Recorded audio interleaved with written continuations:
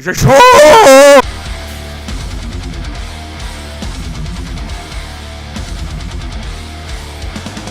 Pour les quelques-uns qui ne connaîtraient pas, le Hellfest est un festival de musique orientée métal qui se tient chaque année depuis 2006 dans le village de Clisson, à quelques kilomètres de Nantes, sous l'initiative de Ben Barbeau et Johan Lenevré. Il est considéré comme l'un des plus gros festivals de musique extrême au monde, les frais d'organisation de l'édition 2017 approchant les 20 millions d'euros. Car le Hellfest, c'est aussi des records, 220 000 entrées du jeudi soir au lundi soir pour l'édition de l'an dernier. C'est aussi cette année que le record de bières commandées sur le festival a encore été dépassé, avoisinant les 800 000 pintes écoulées. Il est donc composé de plusieurs campings et parkings, mais avant tout de 8 scènes différentes sur lesquelles environ 160 groupes viendront se produire pendant les 3 jours de festival.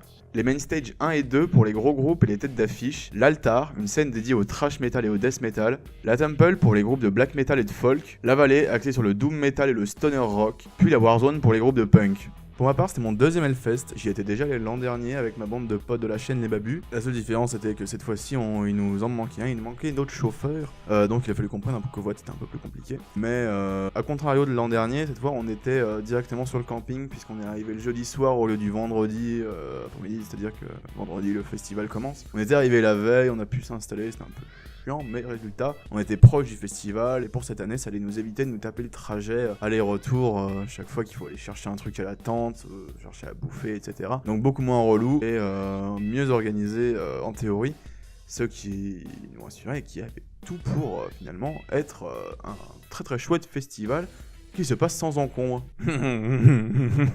Que nenni. Il se trouve qu'en fait j'attendais un versement de type argent, sauf qu'étant un gros schlag, ma seule option c'était directement de me rendre dans une banque pour faire une consultation de solde et savoir si mon versement avait été fait. Spoiler, ça n'a pas du tout été le cas, mais ça je n'en savais rien. Du coup le vendredi matin je me suis dit allez, let's go Clisson. J'avais vu du coup sur l'appli plan d'iPhone qu'il y avait une poste juste à côté du bureau de tabac, donc moi ça m'arrangeait parce qu'il fallait aussi que je fasse des courses de tabac. Donc il fallait déjà faire le trajet Hellfest Clisson. La poste n'était pas là. Donc si tu passes par ici, monsieur qui gère l'appli plan d'iPhone va bien niquer ta grosse mère. Mais heureusement j'avais quand même un plan B qui était de me rendre du coup à Gétigné à pied, hein. Donc je me dis allez hop, Gétigné, let's go. J'avais perdu mon chapeau en plus sur le chemin, le soleil tapait à balle, j'avais évidemment pas mangé, pas mis de crème solaire, puisque bon, je pensais pas que ça allait tourner, finir comme ça. Donc let's go Gétigné. J'arrive à Gétigné aux alentours de 12h10, évidemment, pile quand la poste ferme. Heureusement, il y avait la nana qui était toujours là, qui m'a dit ouais non, on ferme pour aujourd'hui, mais si vous voulez, je travaille cet après-midi à la poste de Clisson.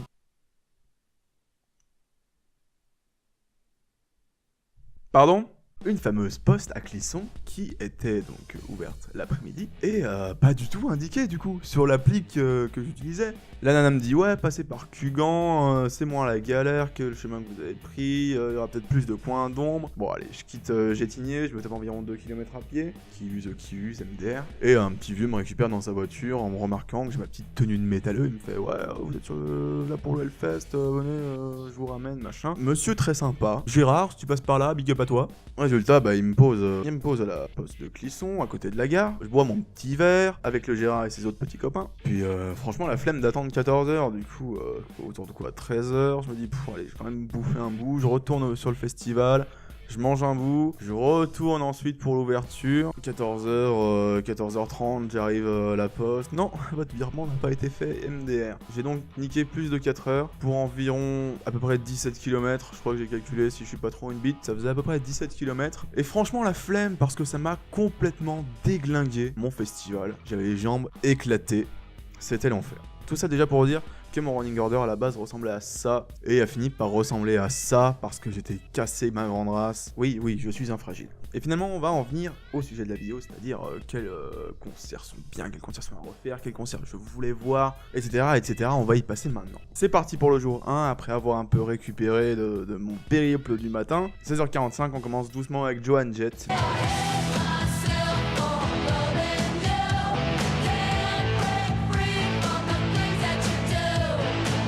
Joan Jett que tout le monde connaît forcément. Au moins pas de nom, mais c'est certain que t'as entendu sa reprise. Je croyais que c'était elle, pour le coup, qui avait fait l'original, mais non, je parle de sa reprise de I Love Rock'n'Roll que tout le monde connaît. Donc un artiste qui date, une artiste, un artiste, je sais pas pour le coup si on dit un ou une. Pour le coup, un artiste qui, malgré qu'il date quand même, parce que les vieux groupes, souvent les shows sont rarement à la hauteur, et bah pour le coup, c'était pas foufou, mais Joan Jett et son groupe arrivent quand même encore à créer une ambiance, à foutre le feu quand il faut, à éclater le public. Bref, malgré tout, sacrée bonne ambiance pour Joan Jett. J'irai pas leur faire en particulier, mais s'ils repassent en festival, je pense que j'irai les voir. C'est clair que ils sont toujours présents. Il y a toujours d'eux et ça fait plaisir. On enchaîne sur la main stage aussi. Joan Jett était sur la main stage 2. On retourne du côté de la main stage 1, juste à côté, pour Meshuggah.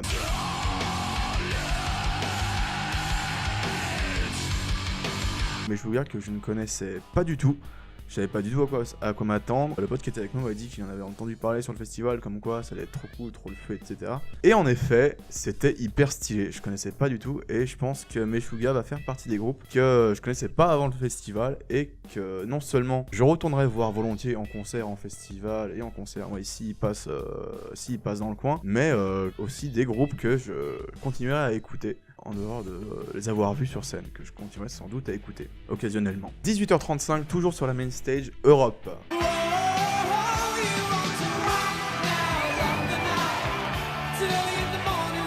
Europe, donc pareil, groupe hyper emblématique, Europe, qui eux aussi débordent encore d'une énergie rare pour un groupe, on va dire de leur âge entre guillemets, de leur passif, de leur carrière. Je suis pas hyper calé en Europe, mais je les ai grave saucés sur Guitar Hero et ils ont joué pour le coup Rock the Night. On a un peu divisé le concert en deux. Je voulais pas partir avant qu'ils aient joué Rock the Night. Final Countdown, bon, ouais, c'est leur classique, mais bon, ok. C'est la fête, je m'en serais passé. Rock the Night, pas du tout. Je kiffe ce son, je kiffe de ouf ce son, parce que mais comme je le disais, je l'ai méga poncé sur Guitar Hero. Pour le coup, vraiment très chouette performance d'Europe.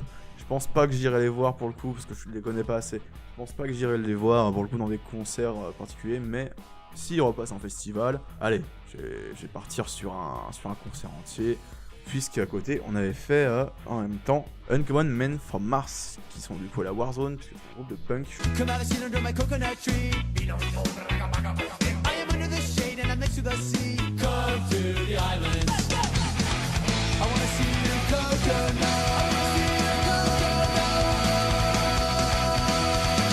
Je suis pas hyper calé punk, c'est pas trop mon délire, mais pour le coup, ça m'a convaincu que sans doute la Warzone c'était là où c'était le plus le bordel. Hormis pour quelques groupes sur le main stage, on y reviendra. Si vous cherchez un endroit où foutre la merde, pogoter comme des tarés, c'est la Warzone où il faut aller. Et pour le coup, très chouette concert de petits français. Pas vraiment ma cam, mais très chouette concert quand même. Très chouette concert quand même.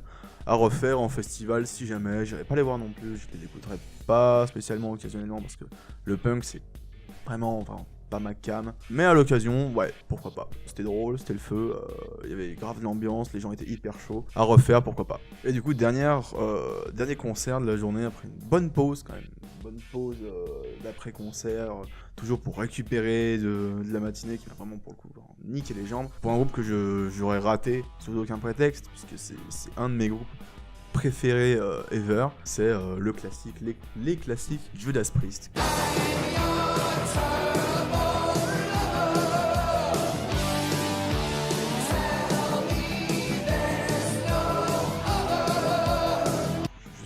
Fan, je crois, de limite tout ce qu'ils ont fait. J'ai pas tout écouté en détail, mais je suis ultra fan du délire.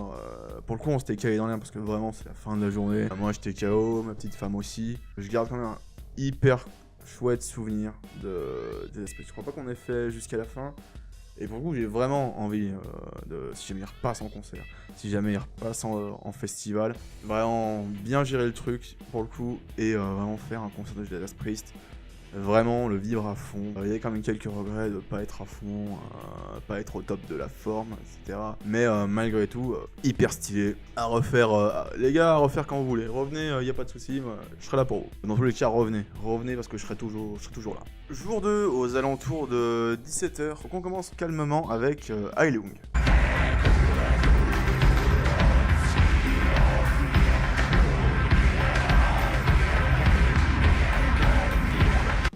orienté folk du côté de la Temple. Pour le coup, Pagan, tout ce qui est folk, celtic metal, bon, c'est pas non plus trop ma cam. J'avais pas spécialement d'envie niveau concert spécialement.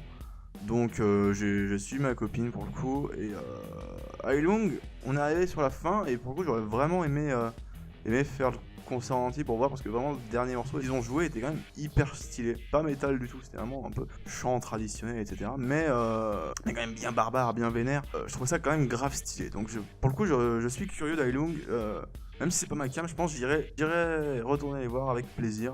S'ils passent en festoche, pas spécialement en concert. J'irais pas payer une place spécialement pour eux. Peut-être que je me penche un peu plus sur ce qu'ils ont fait, parce que ça avait l'air vraiment intéressant. J'irais pas les voir en concert juste pour eux. En festival, si j'ai rien qui m'intéresse de plus, j'irais volontiers les voir. Du coup, on s'installe, on se pose toujours à la Temple en attendant le groupe d'après, donc on attend 1 heure jusqu'à 18h35 pour Arcona.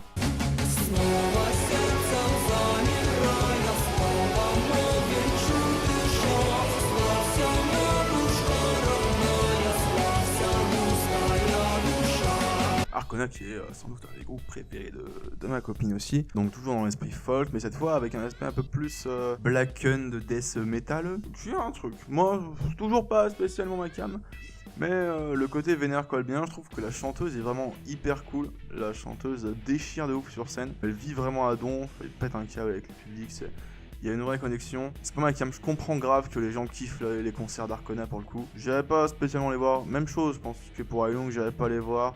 Je pense pas que j'écouterai pour le coup occasionnellement, mais une curiosité. Si jamais rien d'à côté pour un prochain Hellfest ou n'importe quel festival, si j'ai rien en même temps, j'irai volontiers les voir. Parce que c'est quand même une palette de morceaux assez cool quand même. 21h05 du côté de la Main Stage 2 pour retrouver un groupe qui fait partie des groupes que je voulais vraiment pas rater, dont je suis hyper fan, c'est Deftones.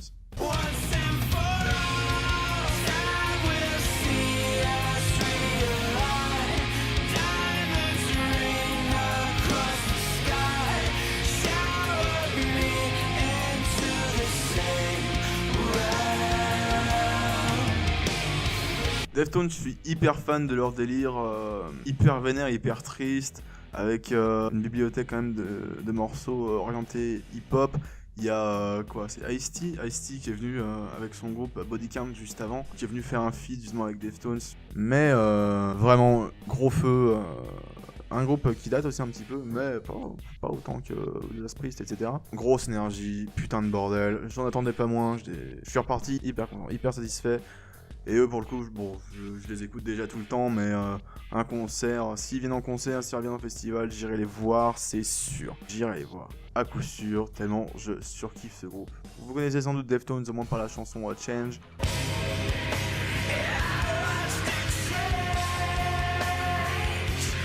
Et pour plein d'autres putain de morceaux qu'ils ont fait qui déchirent de ouf. Et vraiment, Deftones c'est un putain de groupe et ouais.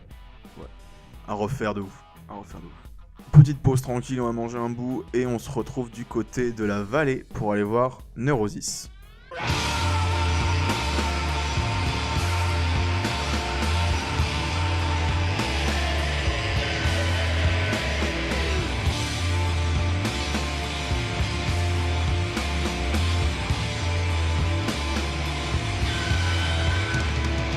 Un groupe que je connaissais pas avant le fest, que j'avais écouté rapidement quand je me suis fait mon running order. Du coup je me suis après écouté tous les groupes qui passaient pour savoir c'est le moment, je voudrais aller voir ça m'intéresse, etc. Et qui m'avaient grave plu direct quand je les ai écoutés. Et sur scène, il faut les voir. J'ai rarement vu un concert bourré autant d'énergie. Et même ils ont une musique vraiment spéciale qui t'emmène, qui te fait voir des trucs.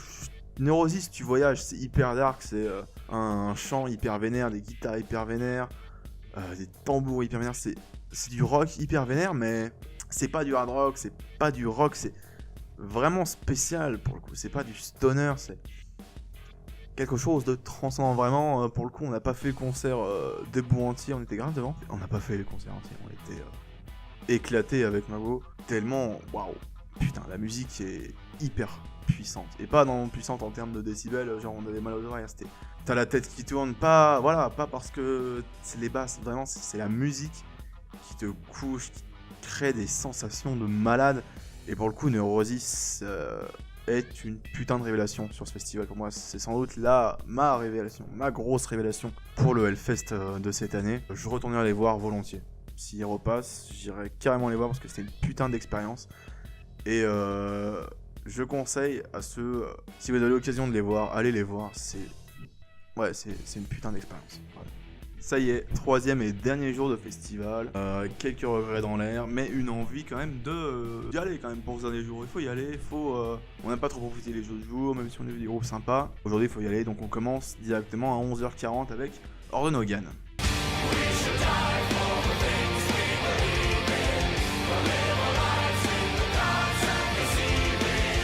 Orden Hogan que j'avais écouté vitef du coup aussi au moment de faire mon planning et qui m'avait plutôt plu. Ça c'est donc fait du côté de la Main Stage 2 si je dis pas de bêtises.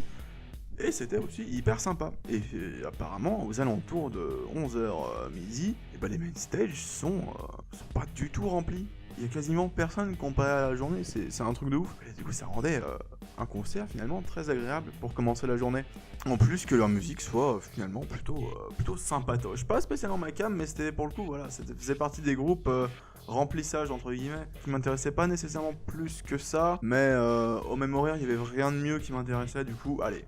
Orden Hogan, et sympathique, franchement très sympathique. Je retournerai les voir en festival si jamais ils passent à l'occasion, et qu'il n'y a rien en parallèle, hein, vous avez compris la chanson. Je les écouterai pas spécialement occasionnellement, c'est pas non plus spécialement ma cam en termes de musique, c'est pas trop mon délire, mais toujours sympathique. Chouette ambiance dans les concerts, bonne énergie de groupe. Allez, pourquoi pas sur 20. 14h20, un de mes groupes immanquables pour le coup sur ce festival, quasiment le groupe en dehors de Judas Priest et Deftones pour lequel je voulais venir et faire ce Hellfest, c'est In This Moment.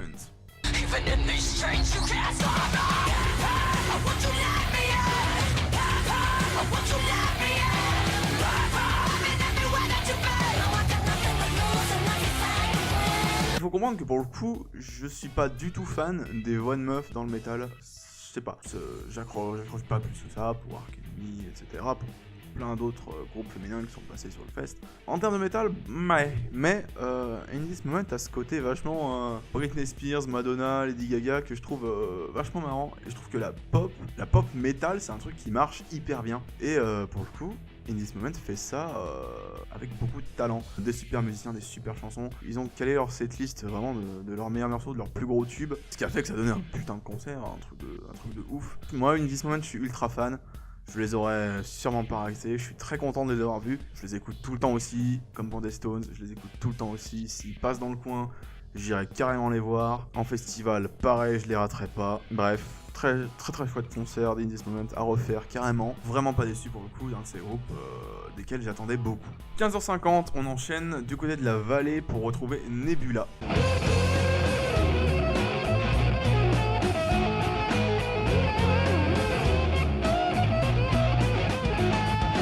Nebula, donc qui s'inscrit dans la catégorie des groupes que je connaissais pas spécialement, que je connaissais même pas du tout en fait avant le fest, que j'ai découvert au moment de faire mon planning, mon running order, et qui s'est avéré finalement hyper cool, putain d'énergie. Je me suis trouvé vraiment pour le coup une putain de passion pour la vallée, en tout cas pour cette année. Le running order de la vallée était hyper stylé, et donc Nebula à refaire avec plaisir. Je suis pas hyper fan de tout, mais pour le coup j'ai vachement adhéré, des concerts hyper cool, c'était le putain de feu. Je sais pas, peut-être si j'écouterai occasionnellement, faudrait que je réécoute plus, à voir après en fonction de ce que j'écoute. Mais pour l'instant, dans les faits, à revoir en festival. En concert, prendre une place pour les voir, bah, peut-être, en fonction si ça me plaît ou pas. Mais pour le coup, j'ai passé un super concert. 16h40, on retrouve les copains pour se diriger vers un concert qu'on sait pas trop, on n'a pas trop d'idées à ce moment-là. Et donc on se dirige vers la main stage avec une envie de foutre le putain de dawa, de pogoder comme des tarés. Et on se retrouve donc au concert de Killswitch Engage.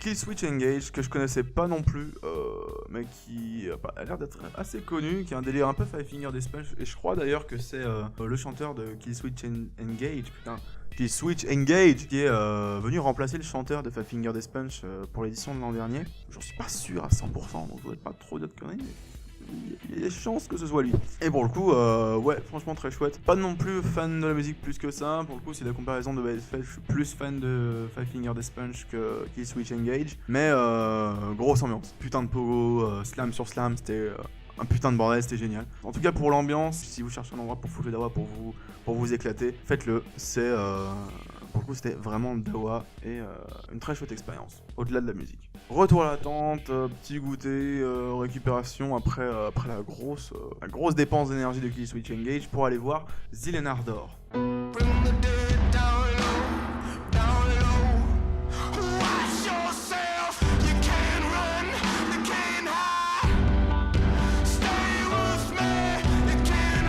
Zilen Ardor, il m'avait vachement plu quand je les avais écoutés justement pour mon planning, que je connaissais pas du tout non plus. Je voulais pas les rater. Malheureusement, je suis arrivé trop tard, le temps de me chauffer et tout, de retrouver ma team après le concert de Killswitch Engage, puisque là-bas le réseau est saturé. C'est impossible de passer des appels directement sur le festival, même de passer des SMS. Donc vraiment le temps de retourner au camping, retourner ensuite du côté de la vallée. J'ai raté quand même un bon moment du concert, je suis arrivé vraiment à la fin. Enfin, le morceau qu'ils ont joué et le bout d'autres morceaux qu'ils ont joué était vachement stylé et j'aurais grave aimé pour le coup faire tout le concert. Donc s'ils repassent dans le coin, j'irai les voir, c'est sûr, en festival, c'est sûr, en concert carrément. Je pense que je vais les écouter parce que ça m'avait quand même grave plu. Je pense que je vais continuer de les écouter parce que ça m'avait vraiment grave plu. 22h35, on va chercher du côté de la Temple pour aller voir Ensiferum.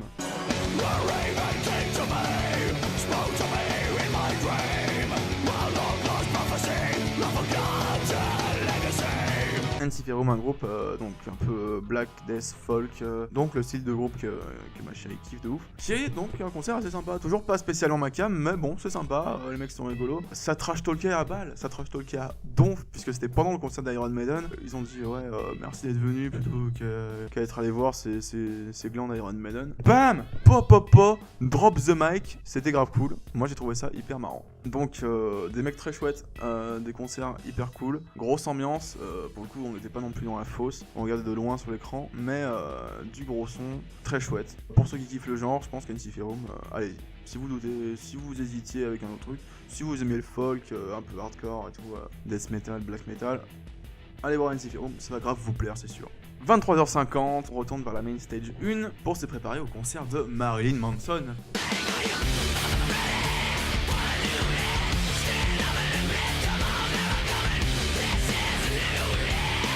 Évidemment, tout le monde connaît Marilyn Manson, j'ai même pas besoin de le présenter, hein. Tout le monde connaît sa musique, tout le monde connaît son style, comment il est sur scène. Il était finalement assez calme. Je m'attendais pas spécialement qu'il fasse des trucs de ouf, mais bon, comparé à toutes les légendes, bon, c'était assez calme.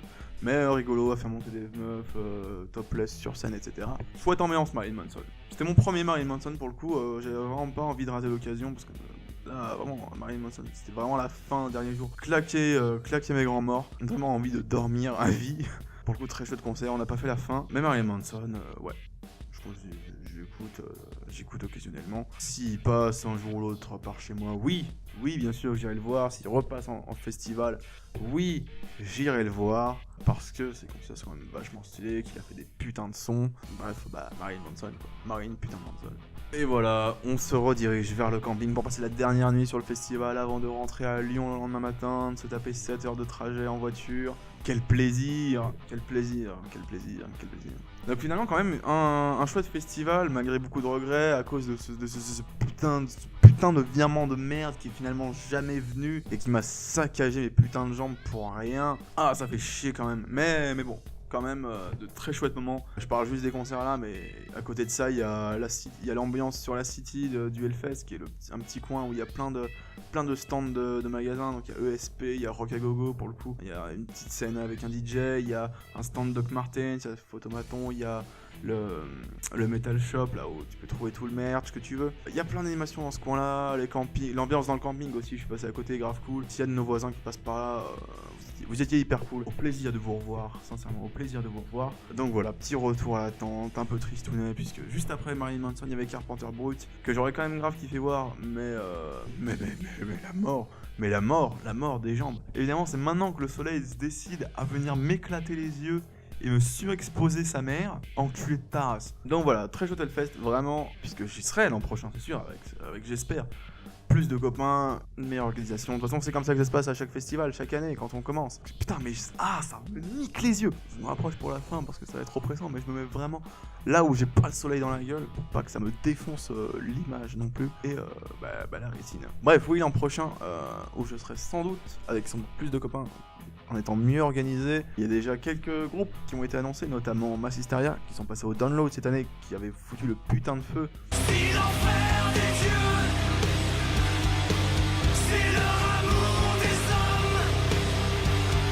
Déjà oui.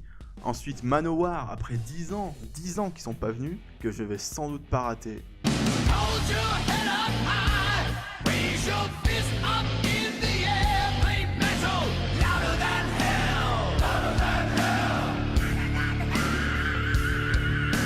Eux pour le coup je les rate sous aucun putain de prétexte. Mais aussi Slayer.